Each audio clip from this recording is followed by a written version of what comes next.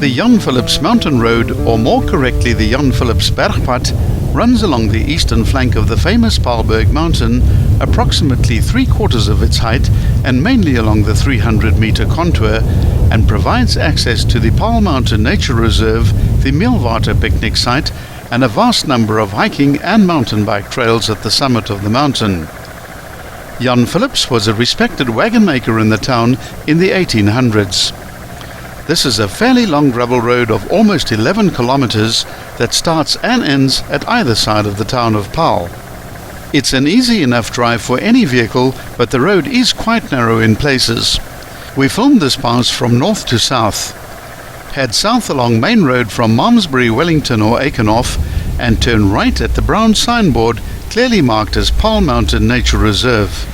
The road is tarred for the first kilometre and climbs straight up the flank of the mountain on a narrow but good quality tarred road at a gradient of 1:18. The road is hemmed in by vineyards on either side and cordoned off by high security fencing along the Keurfontein farm.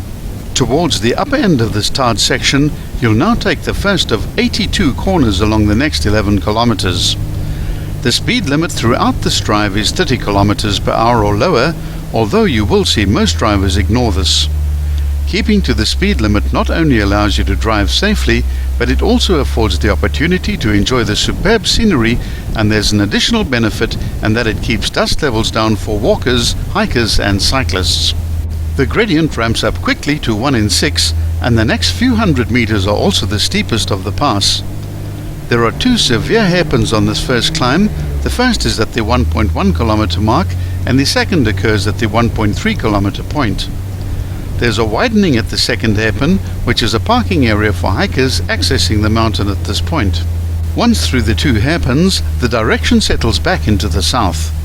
The gradient also moderates back to a more comfortable 1:25 from the 1.8 kilometer point.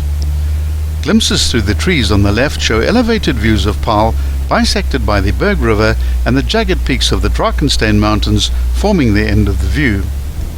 The road is technically only wide enough for one vehicle, and should you come across an oncoming vehicle, both will need to pull over as far as possible and carefully pass one another. Once you reach the main intersection near the summit, the road becomes much wider. About 8 years ago, floodwaters severely damaged this section of the pass, and it remained closed to traffic until 2017, when it was reopened, much to the delight of locals and other tourists. The drive takes a surprisingly long time, almost 40 minutes, excluding stops, so don't drive this road if you're short on time. This northern section is a lovely drive, and the many sharp and mostly blind corners keeps you firmly alert. There are very few places to stop safely, but there are many excellent view sites a little bit further on, so don't worry about stopping here. If you decide to drive this road on a weekend or a public holiday, be aware that it's a busy road, and in the summer months it will be a dusty trip. Winter and spring is a much better time to visit, but the traffic will still be present either way. Be very careful when approaching the many blind corners on this road. There are several sections that are too narrow to allow two vehicles to pass, but that should not present too many problems, as those sections are in the minority.